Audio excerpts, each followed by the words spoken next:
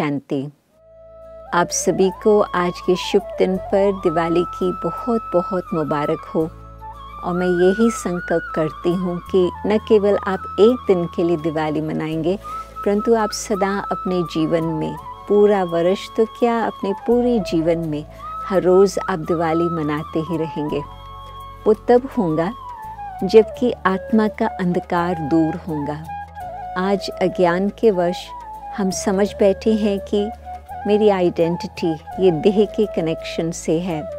Gender, as, possessions, position, इन सब बातों के कनेक्शन से हम अपनी आइडेंटिटी मानते हैं।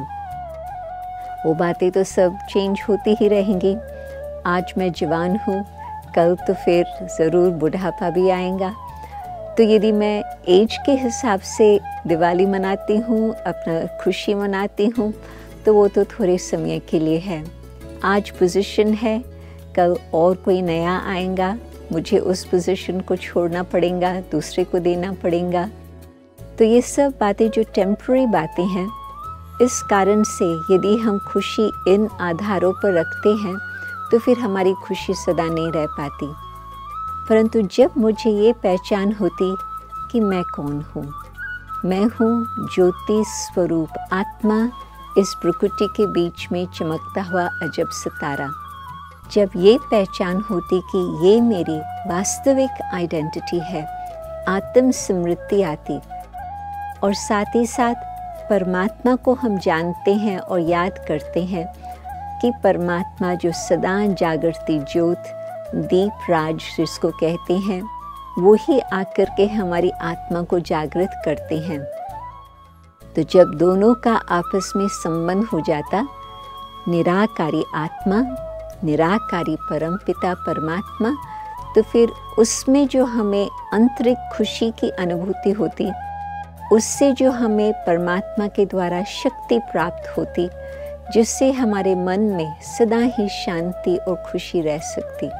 तो इस तरह से हम दिवाली मनाएंगे तो सदा के लिए हम दिवाली बिल्कुल अपने घर घर में भी रोशनी होंगी, परंतु आत्मा के अंदर अज्ञान अंधकार मिटकर ये रोशनी हमें बहुत आगे की सुंदर राह दिखाती रहेंगी।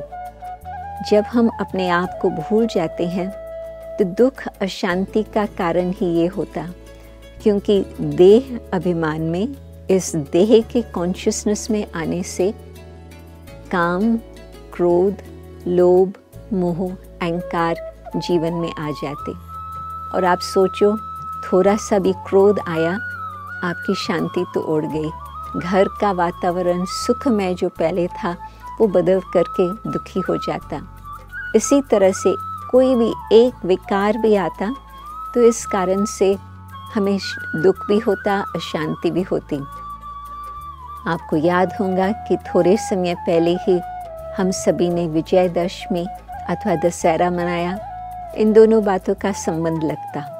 क्यों? क्योंकि जिस समय रावण का राज्य है, रावण का मतलब 10 शीश वाला रावण दिखाते हैं, 5 विकार स्त्री के, 5 विकार पुरुष के। तो जो अपनी जीवन है ग्रस्त जीवन, उस ग्रस्त जीवन के अंदर ये 10 विकारों का संपूर्ण राज चल रहा है। परंतु जब विजयदशमी मनाते हैं, देवियों की पूजा करके, हर प्रकार की शक्ति अपने में धारण करके, फिर हम 10वें दिन विजय मनाते हैं। दशहरे पर हम जीत प्राप्त करते हैं रावण के ऊपर। रावण खत्म हो गया तो फिर दिवाली की खुशी आ सकती। तो पहले तो हमें रावण को पहचान कर उसको भगाना होगा, परंतु उसमें कोई एक्सटर्नल युद्ध करने की बात नहीं है। जब अंधकार होता, उसके साथ युद्ध करके प्रकाश नहीं लाया जाता।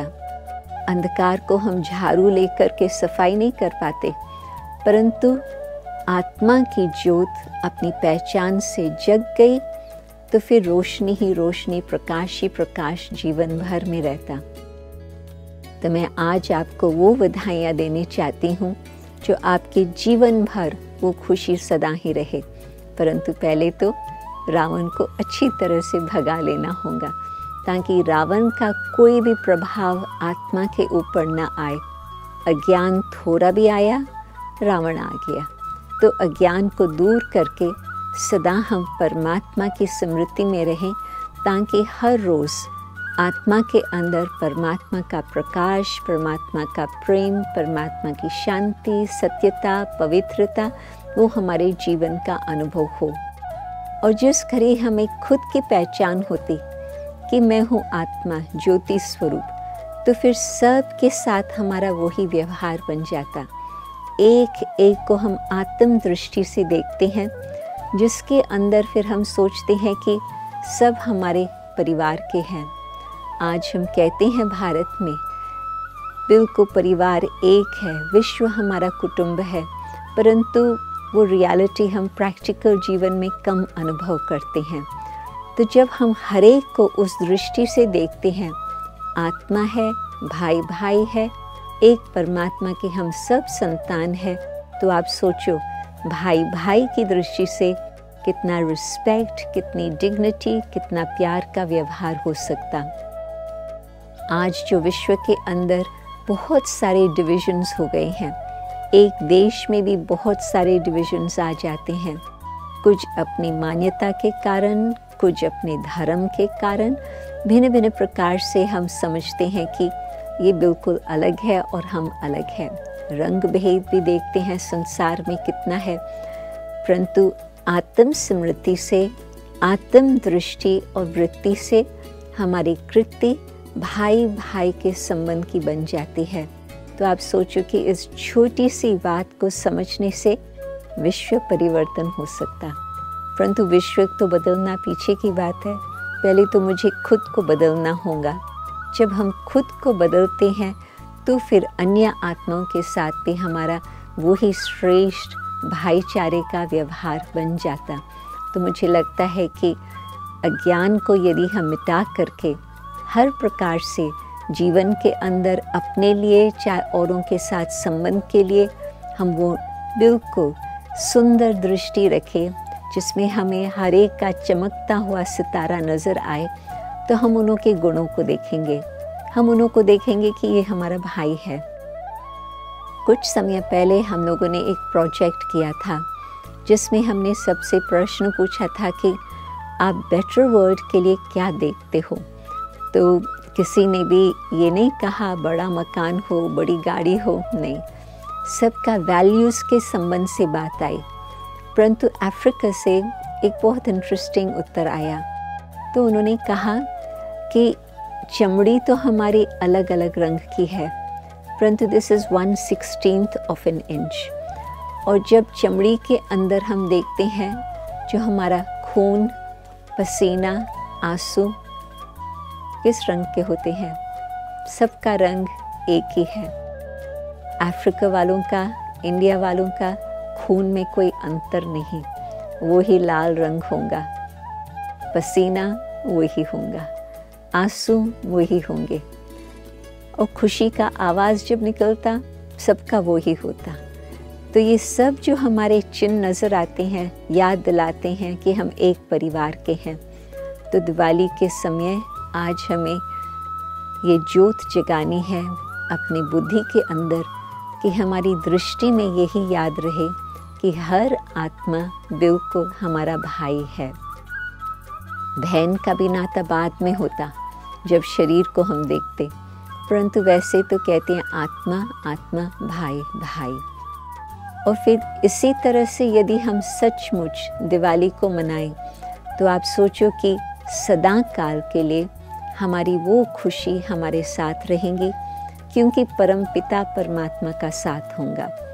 आज का बहुत कठिन समय चल रहा है, हम तो दिवाली मना रहे हैं और कई स्थानों पर आप लोगों को मालूम है कि खूनबाजी किस प्रकार से चल रही है।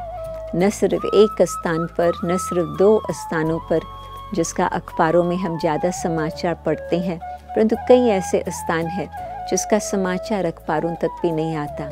परंतु ये सब होते भी परमात्मा हमें क्या आज्ञा देते?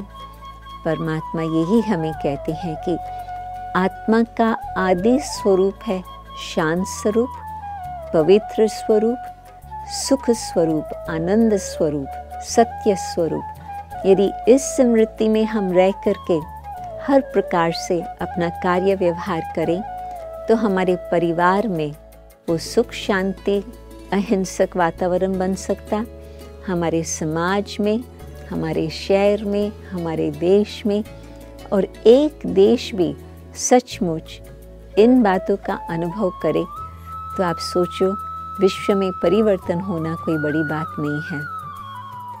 दिवाली के समय हम पुराने चोपड़े को बंद करके फिर नए वर्ष में नया साल मनाते हैं, हम नया चोपड़ा शुरू करते, परंतु उस कागज़ के ऊपर गणेश की निशानी दिखाते हैं अथवा चक्कर की निशानी, सृष्टि चक्कर। तो ये जो चक्कर घूमता है, स्व का दर्शन होता कि पहले हम सतयुग में थे जहाँ श्री लक्ष्मी श्री नारायण का राज्य था, फिर त्रेता आया, फिर द्वापर आया, कलयुग आया, अंधकार बढ़ते बढ़ते बढ़ते अब बिल्कुल कहेंगे कलयुग की अंतिम घड़ियाँ चल रही है, जिस कारण से इतना हिंसक वृत्ति, इतना दुख, अशांति फैला हुआ है।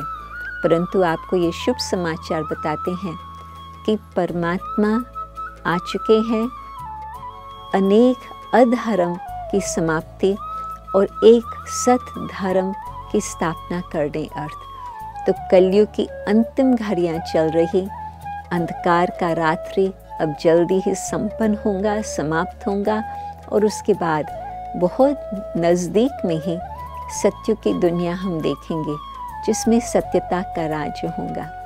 तो आप सबको हम निमंत्रण देते हैं कि उस सत्यता के राज में, जहाँ न सिर्फ श्री लक्ष्मी का एक दिन का आना होगा, परंतु सदा के लिए श्री लक्ष्मी श्री नारायण का उस स्थान पर सत्य की दुनिया में जो राज्य होगा, हम उसमें प्रवेश कर सकेंगे। ओम शांति। धन्यवाद।